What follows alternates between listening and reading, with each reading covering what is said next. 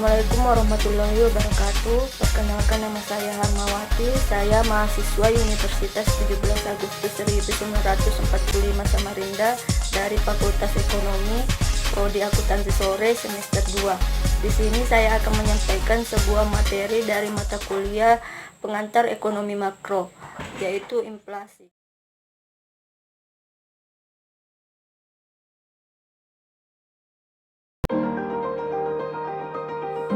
Nah, materi yang akan saya sampaikan yang pertama, pengertian inflasi, yang kedua cara mengukur inflasi, yang ketiga macam-macam inflasi.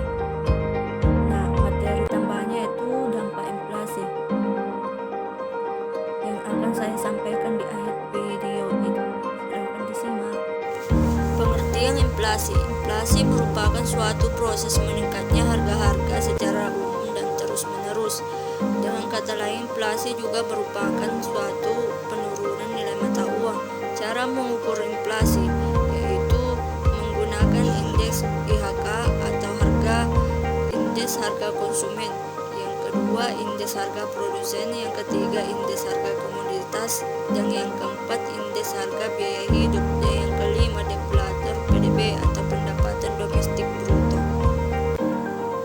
Cara perhitungan menggunakan indeks IHK yaitu IHK tahun sekarang dikurang dengan IHK tahun lalu dibagi IHK tahun sekarang dikali 100. Contoh soalnya, harga BBM premium antara tahun 2008 dan 2017. Pada tahun 2008 harganya 4.000 per liter, sedangkan 2017 6.500 per liter, sehingga perhitungannya 6.500 dikurang 4.000 dibagi 6.500 dikali 100 sama dengan 0,3846 kali 100 sama dengan 38,5%, sehingga dapat disimpulkan bahwa premium mengalami inflasi sebesar 38,5% dari tahun 2008 hingga 2017, atau secara rata-rata premium mengalami inflasi sebesar 4,3% per tahun dalam kurun 9 tahun, sehingga dapat dikatakan bahwa premium mengalami inflasi ringan atau tidak lebih dari 10%. Macam-macam inflasi. Inflasi berdasarkan sifatnya. Yang pertama, inflasi ringan atau merayap atau creeping inflasi yang kurang dari 10% per tahun. Yang kedua, inflasi sedang atau global inflasi yang berkisar 10-30% per tahun. Yang ketiga, inflasi berat atau high inflasi yang mencakup laju 30-100% per tahun. Yang keempat, inflasi sangat berat atau hyperinflasi yang mencakup 100% per tahun.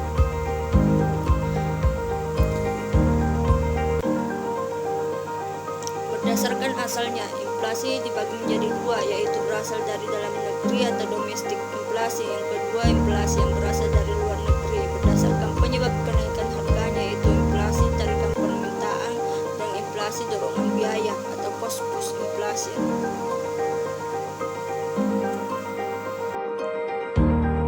Nah, dampak dari inflasi, ada dampak positif dan ada dampak negatifnya. Dampak positifnya yang pertama, peredaran dan perputaran barang akan lebih cepat. Yang kedua, produksi akan barang tersebut juga akan meningkat karena keuntungan pengusaha juga meningkat. Yang ketiga, pendapatan nominal bertambah tetapi realnya berkurang karena kenaikan pendapatan tersebut kecil. Selanjutnya, dampak negatifnya yaitu pastinya harga barang dan jasa itu naik. Yang kedua, nilai dan kepercayaan uang juga berkurang. Yang ketiga, banyaknya proyek akan terbengkalai atau macet. Yang keempat, menyebabkan tingkat bunga bertambah dan menyebabkan